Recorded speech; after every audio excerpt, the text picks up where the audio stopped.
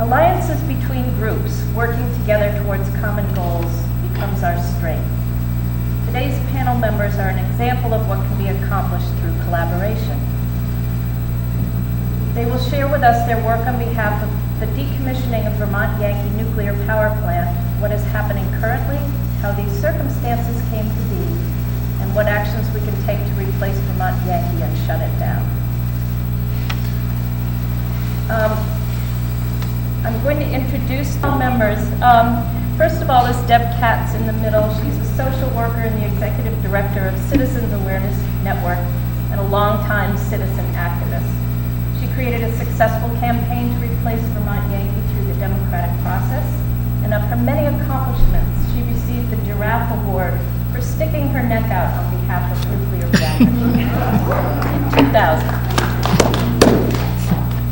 Dan DeWalt here is an activist and organizer who's been working on many issues, including preventing a war with Iran, as well as shutting down the Vermont Yankee reactor. As a musician, he uses his music to promote social change. And finally, Bob Stannard is a registered lobbyist in Vermont on behalf of citizen groups and has been representing the citizens of Mass in Vermont in the legislative process. He too is a musician as well as an author. So without further ado. So if we had come here 3 weeks ago, in some ways the story that I would have started to tell would have been a little different.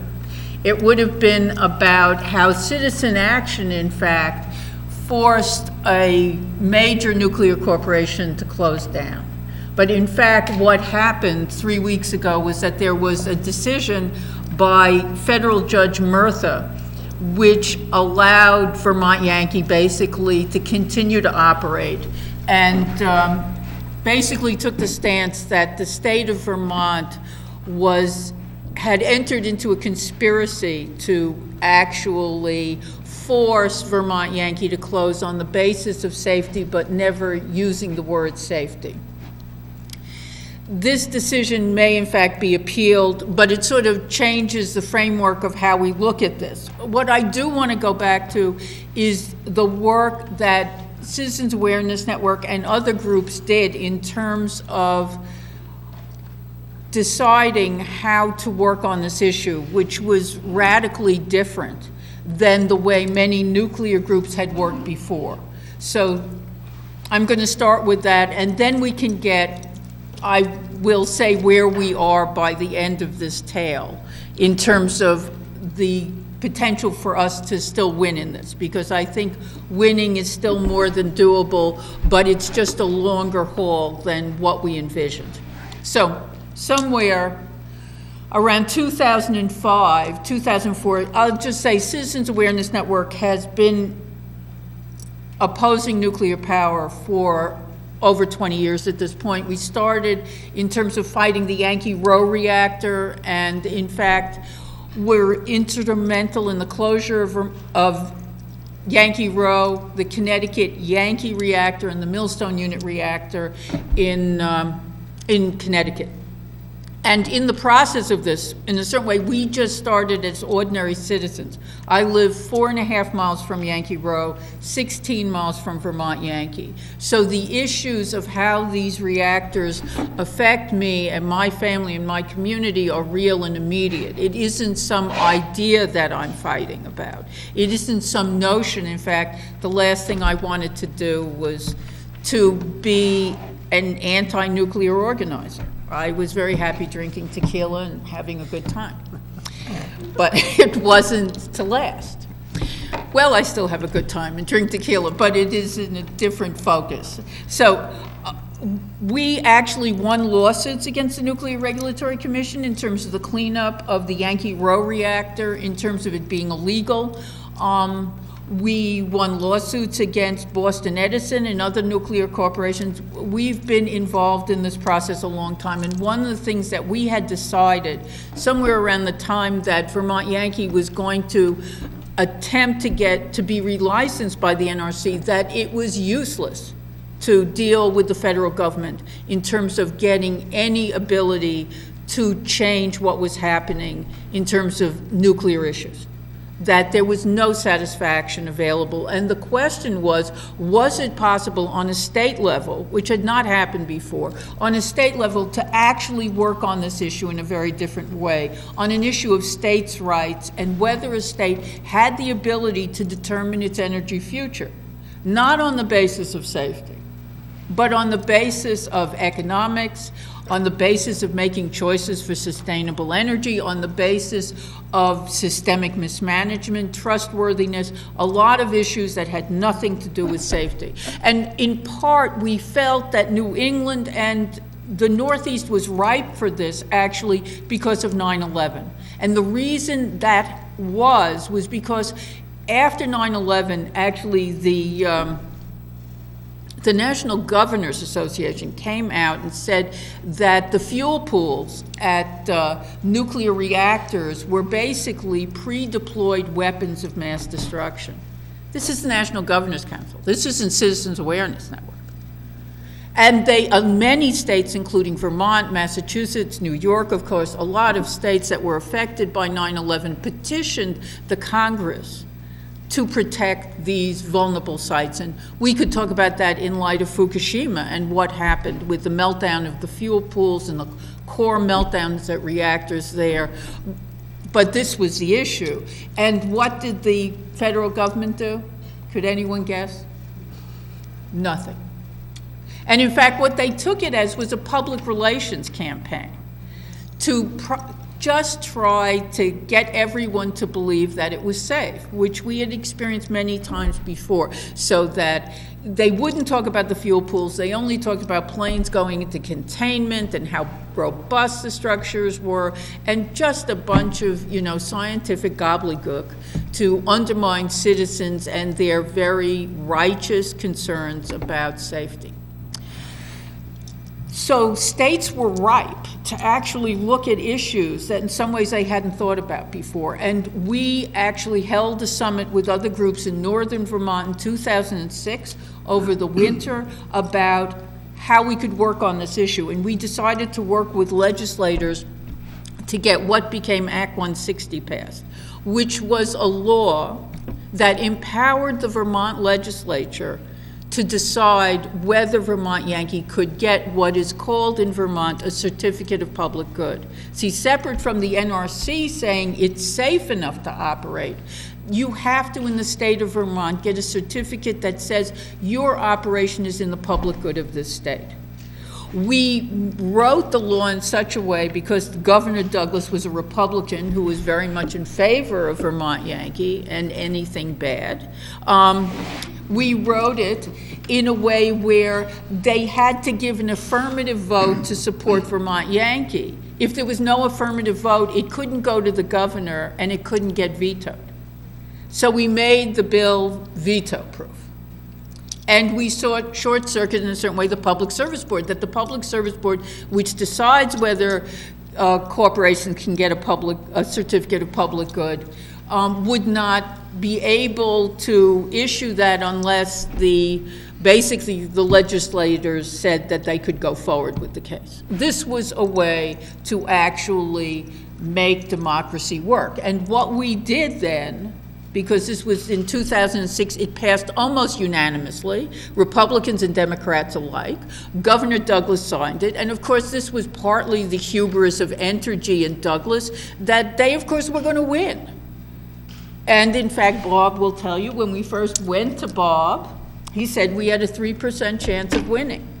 And I said... 0 to 3. 0 to 3. And I said we were going to win.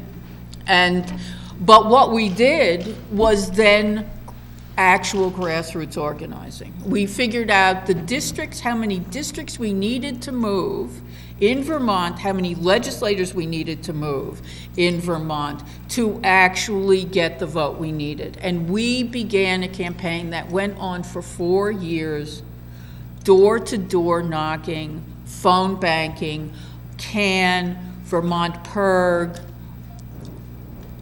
Other groups joined in, Vermont Yankee Decommissioning Alliance. We basically breathed life into a number of groups that had been dormant. We started supporting women who shut it down. They became shut it down to get arrested, so people knew the nuke was still there. We began supporting a lot of different organizing strategies, but with a focus on the legislative strategy as the main one, because, and this is very important, because one of the struggles in terms of organizing that we've experienced with groups is that they don't have a target, and they don't determine who has the power to change the situation. And so they protest and they object, but they don't figure out who it has to be directed at. It can't just be general. And so we targeted it specifically at the House and the Senate, and more at the Senate, because there were people in the Senate who were our allies in terms of making this happen. And we did 4 years on the ground, probably hit over 3,000 doors of people. What the Vermont legislators said in 2010, in February, when they voted to reject the continued operation, that they were getting 1,000 phone calls apiece on this issue, more than they had gotten on civil union, more than they had gotten on civil union. And this was because of all the organizing work a coalition of groups did, working together, committed to the goal, but committed to targets and campaign strategy that would move this campaign forward, with civil disobedience going on, with all sorts of things going on to help move it forward, but with this sort of laser beam on making this possible. And part of what we did was, in fact, we hired this guy. We wound up having a meeting with Governor Shumlin. He wasn't governor then, he was president pro tem of the Senate, and he said to us, you need a lobbyist. The last thing in the world I ever thought we would do would be to get a lobbyist. We had gotten rid of lawyers finally. It had been years of lawyers, and I didn't think it could get any worse. And then what happened? I had to get a lobbyist. But we got Bob, and he will talk about some of that, and we called him, and he was the people's lobbyist. He was up against 21 other lobbyists, just he and V. Perg's lobbyist, who was part-time, and Bob was the only one that represented the tri-state community. He was the only one there, and we would not have gotten the vote without Bob, and the work we did, and the work we did with Shumlin to make this happen, and the kinds of pressure we were able to exert on legislators and others. Now, I have to acknowledge that Entergy helped us all the time. They have done a superlative job of not giving a rat's ass what anyone thinks about what they do. And the most remarkable thing, there was a letter to the editor in the Brattleboro Reformer this last week, and it was actually written by a guy who lives in Vernon, who is a staunch ally of Vermont Yankee and has really ridiculed us in the past. And this is the first time this kind of letter has shown up, and it said, you know, Entergy is its own worst enemy.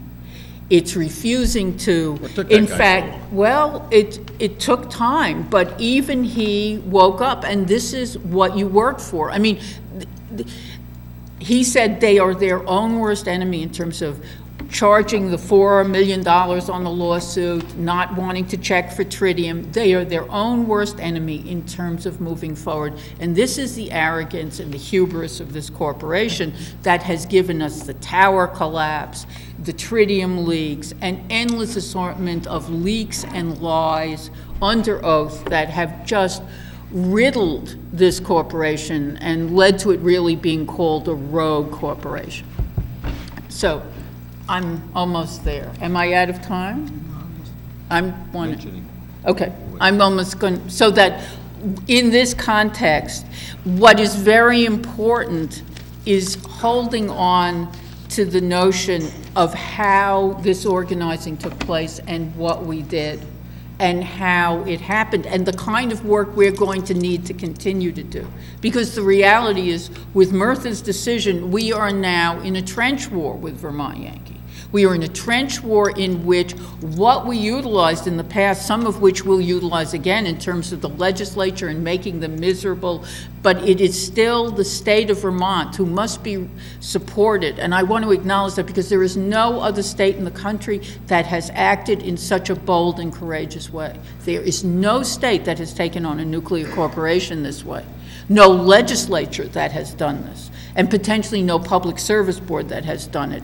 And in a certain way, it is democracy that worked, that the people, in a certain sense, revolutionized their own government to represent them. And so as the case goes forward, it is the state of Vermont, the most unbelievable situation in a way, is to have the state being the one going forward to represent its people. Why don't you tell us about the legislative process? Go ahead. My name is Bob Sanders, and I'm that evil lobbyist that she just referred to, that they were forced to hire.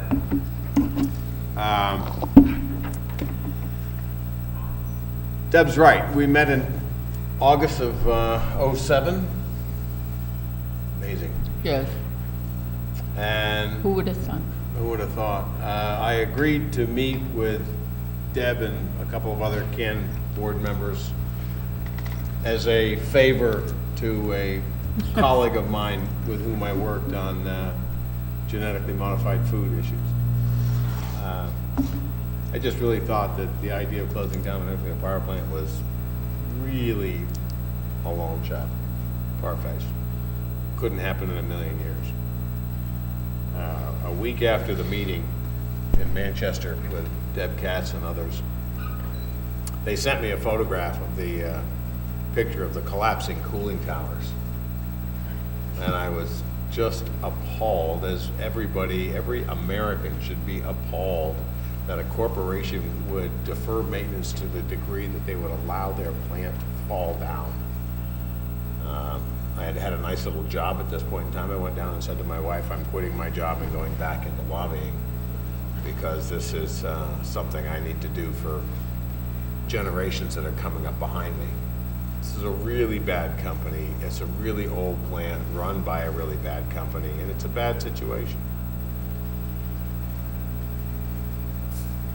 We were doing great, and up until we ran into a guy named Murtha, Garvin Murtha, who, looking back, I spent all 3 days of the trial. I was in the courtroom every day. I was there for the preliminary injunction hearing as well. Looking back, I don't think there's any question that Garvin Murtha had his mind made up about what he was going to do before the hearing even started. I believe that now, based on the way he ruled. The short story of his ruling is that he was convinced by Kathleen Sullivan, who was the lawyer for Entergy, that there was a conspiracy that lasted over 2 separately elected legislatures. Bipartisan. Bipartisan conspiracy, where, and this opinion was developed because we heard 16 audio clips cherry-picked out of 4 years of testimony, where people said the word safety. Of the 16, only 6 were legislators. The other 10 were either staff or witnesses saying the word safety. And so the leap is because someone said and referenced safety as a concern, that legislation that was passed, including Act 160 and Act 74, regulated radiological safety in the state of Vermont. Nowhere in the bills and in the laws that were passed will you see any reference to Vermont legislating radiological safety. It was, frankly, I think it's breathtaking that a judge, based on 16 audio clips, can delve into the minds of 180 legislators elected twice. I served as a state representative from 1982 to 1988. I would challenge anybody in the world to figure out what I was thinking on the day of any particular vote on any particular issue, because I think I can say, in fairness, there were some things that I voted on that I didn't have a clue about. That happens. You walk in, there's a vote going on, and you vote, you hope you did the right thing. There are people that will vote, I'll vote for Dan because Dan gave me a vote back in 1998 on a particular piece of legislation that was important to me, and he comes to me today and I go, yeah, sure, I'll give you a vote. How on earth does a federal judge figure out what is in the minds of a collective legislature? Or that 6 individual legislators somehow had a Svengali-like control over the governor and the representative from Vernon and everybody in the state of Vermont. But that's what he decided, and that's what we're stuck with. So what do? I'm a lobbyist. I spend my time, my days I spend in the State House thinking of evil things to do to an evil company. Not a bad job, really, when you think about it. Right now, for instance, there's a lot of ideas that are in the works, and we're waiting to hear from our Attorney General to see whether or not the state of Vermont's going to appeal this decision. We will have an answer to that question on Tuesday of next week, somewhere between 9 and 5. We're waiting to see what happens this afternoon with Entergy, whether they ask for more clarification or whether they opt to appeal, which could be possible because they didn't win everything. So in the meantime, I'm talking to people in the building, thinking of little things that we can do. There's what's known as a miscellaneous tax bill that goes through the Vermont legislature each and every year. And we decide fees on different things. Your license plate fees, your fee for a realtor's license, your fee for every single thing that's regulated by the state of Vermont goes through the House Ways and Means Committee. One of the fees that are regulated is what's known as a state discharge permit fee, which allows a individual or a company to discharge into the waters of the state. As you may or may not know, Vermont Yankee discharges millions of gallons of 105-degree water into the Connecticut River. That permit, by the way, expires in March 21st, along with every other permit that Entergy has, along with every other agreement. They all stop on March 21st. The fee process for discharging into the waters of the state has a cap of $135,000, which is what Entergy pays. The next entity below Entergy that is discharging into the waters of the state is way, way down below that. Entergy is by far the largest discharger into the waters of the state. So the fee of $135,000, it's a little line in a bill that's this thick, and as of right now, we've been able to draw a line through the dollar number. Not much of a change, just a little change. All we've done is take the cap off, which means it could be 5 million or 500,000 or whatever we deem reasonable now to thermally pollute the Connecticut River going forward. It's just one little thing. Other ideas that are being talked about, when we agreed by one vote of the legislature in 1972 to allow this plant to go forward, there was no discussion about Vermont becoming a high-level nuclear waste dump. Had the General Assembly of that era known that this was part of the deal, we would have never built that plant by one vote. There wouldn't have been 10 people who would have voted for that plant. But as time has gone on, we now realize that we will be storing high-level nuclear waste in Vernon, Vermont for the foreseeable future. Okay? Maybe we should tax that. Maybe we could tax that. This is how we're starting to think. VY won a court decision that allowed them to continue to operate. What they did not win was absolution that they no longer have to deal with the state of Vermont. Quite the contrary. Judge Murtha made it eminently clear that they need to come back before the Public Service Board and get a certificate of public good to continue to operate in my state. In addition to that, they need a variety of different permits to be able to continue to operate in my state. I don't know anybody in this room except for the people here I'm sitting with.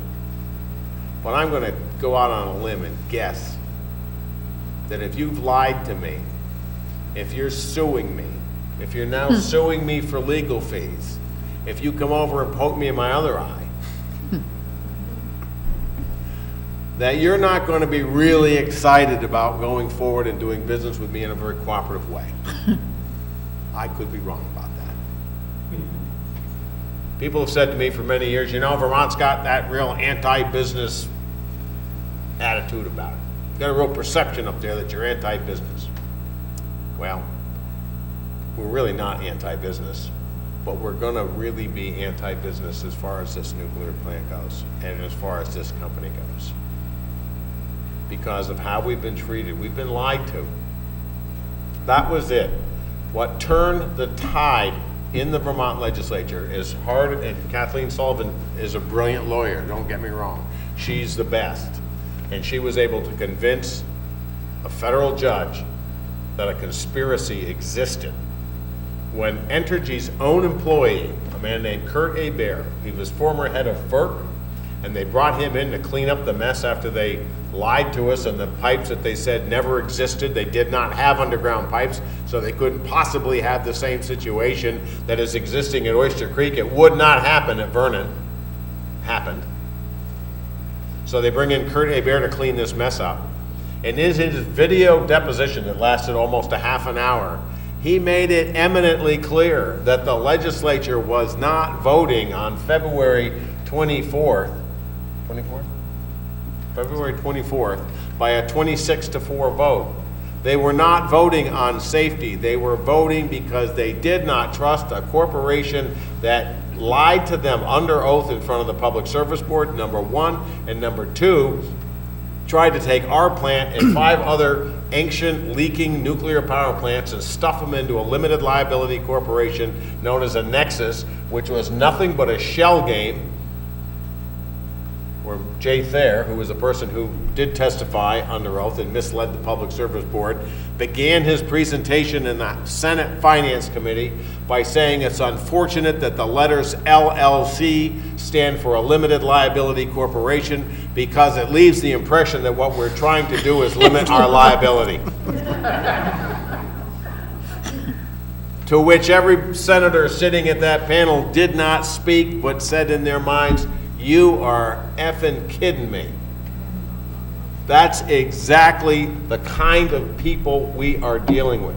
What an amazing thing to say to a legislative committee. When you say that to legislators, they do what? They don't believe you, and if they don't believe you, they don't trust you. And if this, on the heels of that, we have misleading testimony before the Public Service Board, what do you end up with? You end up with a corporation you cannot believe in, you cannot trust. Was safety a factor? Everybody's worried about the safety of a 40-year-old nuclear power plant being mismanaged by a bunch of profit seekers. Yeah, safety was an issue. Did they legislate safety in the Vermont legislature? No, not ever. So it's certainly my hopes that Bill Sorrell, my Attorney General, on Tuesday will have an announcement that we will be appealing this case to the Second Circuit, because it's my understanding that the Second Circuit does something novel. They actually go to the law that was passed. Not a concept, Who would have ever thought a judge would do such a thing? It's a three-panel set of judges, it's not a judge. And when they're in doubt, they will go to the letter of the law. So I believe that we stand a pretty good chance on appeal. In the meantime, we just have to legislatively think of things that we can do to extract money from this company to help with like the Clean Energy Fund and, you know, have them use their cooling towers year round and that sort of thing. My friend Deb did not allude to this in her presentation, but she's referred to this in the past as the Lilliputian Project, where we tied them down one little string at a time, one little string at a time. Tie one finger down, tie another finger down. What we have going for us is J. Wayne Leonard, who is the CEO of Entergy, who lives in Louisiana, probably couldn't find Vermont with a GPS machine and a pack mule, has said on occasion that the VY plant barely covers its capital costs, and it's a marginal plant. I'm a musician, my friend Dan's a musician. Words like that are music to my ears.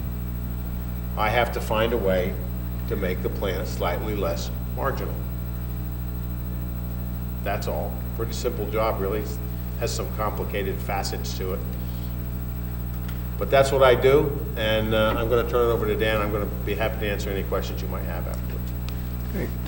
So, yeah, I would like to echo Bob. The state of Vermont is not anti-business. We are anti-bad business. We are anti-lying businesses. And the state of Vermont also, our legislature is a citizens legislature, of which there are very few left in the country, meaning that they go to Montpelier and they do their legislation between January and April. They try to wrap up by April, and the rest of the year, they're me, they're Bob, they're doing their job wherever it is across the state. So it's not a bunch of pros up there whose entire life is politics. They truly represent the people of Vermont. And that's both a weakness and a strength. In the judge's decision, he basically ridiculed them for being a bunch of rank amateurs, and he thought that he could have the wherewithal to reach into their minds and know what they were thinking. It's a strength in that they really represent the people of Vermont. And if you look into our history, Vermont has had a long tradition of looking badness in the eye and saying this is bad and we refuse to go along with it. In 1850, the federal government passed the Fugitive Slave Act. Within 1 month, the state of Vermont passed a habeas corpus law that effectively nullified the Fugitive Slave Act. President Fillmore said, okay, we're going to send in federal troops. And Vermont said, pre-quoting George W., bring it on.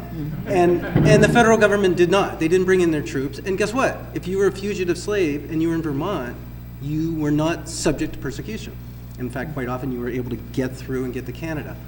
So, and granted, that was 1850. Nullification was kind of in style back then.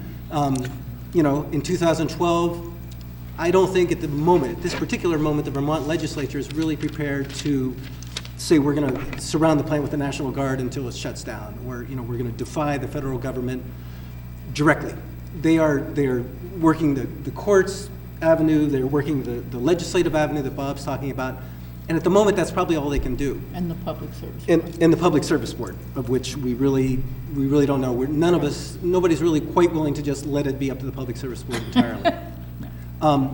So that leaves the rest of the representatives of Vermont, which is the people, and also not just Vermonters, but folks from Massachusetts, folks from New York State, folks from New Hampshire. And so we're saying to ourselves, okay, the legislature has done everything they can, and they're continuing now in face of this bad decision to figure out what else they can do. What can we do to make this more effective? You know, part of what Bob was talking about, you know, when energy is right at the margin of this plant is barely making that money for themselves. That's all they care. They've made it eminently clear that that's all they care about is the money aspect. So if we can make it more expensive for them to run this plant, if we can put enough cogs in their wheels that it actually hits them economically, that's a very powerful tool that we have. We're not positive if we can do that, but we're going to try to do that. So what are the ways that we can make this happen? Obviously, the most sort of first thing you think about is you have lots of rallies and marches and supports. Your march coming from Greenfield up to the plant on March 3rd is a great example of that. On March 11th, the first anniversary of, and I would like to emphasize, the ongoing Fukushima disaster, because that is not done. It's still leaking radiation. They really have no idea how to fix this. That's going to be a year that this is happening on March 11th. On that day, we're having a mock evacuation from the plant up to Brattleboro within a presentation afterwards of information for folks. Perhaps the biggest date of this, well, then on March 31st, we plan a large, really large rally. We'll have quite possibly Bernie Sanders, quite possibly the governor, other folks, all saying, we want this plant to shut down. Those are really important events. It's important to get lots of people. It's important to have the media come and know that this is not just a few anti-nuclear people who have been crabby for the last 20 years. This is an entire population that is offended that a powerful corporation is walking all over their neighbors, their environment, their government, and their sovereign rights.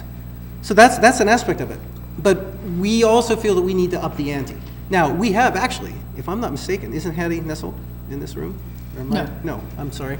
I'm totally wrong. I thought you were her and you're not. No. But there are people who have already upped the ante. There are a group of elderly women, many of them from Massachusetts, but they're from Vermont and Massachusetts, who on a regular basis have gone up to that plant. And they've told the truth. They've taken their spray paint and they've spray painted right on the entrance to the driveway of the plant. Tritium on the ground, cesium, all the list of all the radioactive particles which are escaping from this plant, which are polluting our river and our air. And they get arrested for doing that. And they have to go and they face trial, and quite often they're not prosecuted. Because frankly, the authorities in Vermont are not necessarily on the side of the big corporation. Our authorities, our state police, do not appreciate having to deal with protesters, but they don't really see the protesters as necessarily the bad guys. They see this corporation as a bad actor, and they can understand why people are willing to break the law to make a stand on this. So on March 22nd, which will be the first illegal day of the operation of this plant, that'll be the beginning of civil disobedience actions against the plant. There'll be a rally at the Common in Brattleboro, and there'll be a march up to Energy headquarters. When your adversary is a nuclear power plant, which is dangerous and leaking, and your whole point is it's dangerous and leaking, you don't storm the gates. You don't run into this control room and, throw mustard on the panel. You stay the hell away from the place and don't give anyone the impression that you're putting anyone at risk. Because it doesn't matter whether you're putting them at risk or not. You have a big civil disobedience event at a nuclear power plant, people are going to think, oh, they're putting us in danger with their ideology. So we're targeting the real bad guy here, which is the corporation. We're targeting corporate headquarters. And already there are over 25 affinity groups. That's groups of people who are willing to work together and say, members of our group or the entire group are going to be risking arrest, performing civil disobedience, going up to the plant, to the headquarters, wherever the place might be, and saying, we're going to cross that police line, we're going to face arrest because what you are doing is untenable. And the normal outlets of response, which we have exhausted, all the legal outlets, the legislative outlets, the town meeting outlets. We have town meeting votes all across the state, overwhelming, like 40 towns voting yes and 2 towns voting no to say shut the plant down. We have done everything by the book. And now the federal government has decided to come in, call our representatives a bunch of liars, and tell us that they are going to force this plant down our throats. So no, we are not going to accept that. So we are going to elevate our response. So there will be civil disobedience at Energy headquarters. If it is successful, it will depend on, just like the Occupy movement, just like the Arab Spring, growing. It doesn't matter if 5 people are there on day 1. What matters is that 6 people are there on day 2, that 7 people are there on day 3, that on day 10, it's still ongoing. That's when people pay attention. That's when the media pay attention. That's when people get excited. And as unrighteous as it is, everybody's not all down with the cause and everyone's not keeping track of all the details. And so you actually have to create a buzz. It's like, who's going to win the Emmy? Who's going to win this? Who's going to do that? So when the Occupy movement started, the people in Zuccotti Park, they didn't know what was going to happen. They just knew that they had had enough. The man who burned himself to death in Tunisia had simply had enough. Yeah. So we are at a historic time right now that I don't think that we have seen, certainly not I'm 55 years old. In my lifetime, since I've been cognizant, we have not, even including the 60s, when there was lots of rioting and lots of rebellion and lots of protests, We have never had our society so ripe to accept the civil disobedience that we are proposing and are about to start doing, as we have right now. The time for action and the time for that action to be well received has never been better. And again, we can thank Energy. Energy, through this entire process, has been our greatest ally, through their hubris, through their arrogance, through their malfeasance, and through putting us at risk. And so, and the fact that this Howard Fairman writes this letter and saying, you know, Energy, can't you guys like notice Together, yeah. that you're really like Yeah. making it hard for us to keep Right. supporting you? And make no doubt, he will continue to support them. He's begging them not to be Right. such a bad actor. We're saying this is what they are. They can't help themselves. Right. We must take advantage of it. We can take advantage of it. And your action, as small as it may seem, will be magnified. And you can be assured of that. So if you and one person come to one of these events, or you and one person come and decide to cross that police line and get arrested and be part of that story, that'll have an impact. And more importantly, if you can start to talk to other people, make them realize the scope of this problem, and make them realize that what we have a chance to do is take a non-violent, civil disobedient program, which is all about peaceful interaction. You know, Energy is an evil company. I think that's a valid word for Energy. Jackie Wayne Leonard is probably a really callous guy. But when we're protesting, when we're crossing that police line, we're not going to be about evil company, we hate you. We're going to be about, we are standing for the principle of state sovereignty. We're standing for the principle that we have a right to be concerned about our own safety. We are looking clearly and with love at this situation, and we're putting ourselves at risk of arrest because we realize that there's a higher purpose to life than simply buying junk from people who are trying to sell it to you. We are actually participating as citizens in our democracy. We're citizens of the state of Vermont. We're citizens of other states who live downwind or crosswind from this plant. And we're taking our rightful place as actors in our own fate. And the world is ready to support that. And before they're ready to support that, they're ready to hear it. So we have to make that message. We have to make it clear. We have to make it, and the fact that you folks are talking about peace is really important, because the nonviolent, the peaceful, and positive energy behind this is what's really important that we project. We're protesting, yes, we're protesting a really bad company. What are we? We're promoting a future without nuclear power. We're promoting a future with small-scale energy. We're promoting a future with less energy use. These are positives, these are visionary, and that's what we can share with people, and that's how we can win a large amount of support and actually possibly, I mean, I'm not going to say that we can absolutely win this fight just by citizen action, but we can have our impact. You know, the town meeting votes had their impact on our legislature. Everything you do has its ripple effects, and you don't know exactly what they're going to be. And there's a wall with an imprint on my head that's, getting pretty deep, because I've beaten my head against the wall on a lot of issues. So there's no guarantee on this, but the timing couldn't be better. So you are finding yourselves in a situation that perhaps is unique. So I would urge you to take advantage of it. Join us. Yes.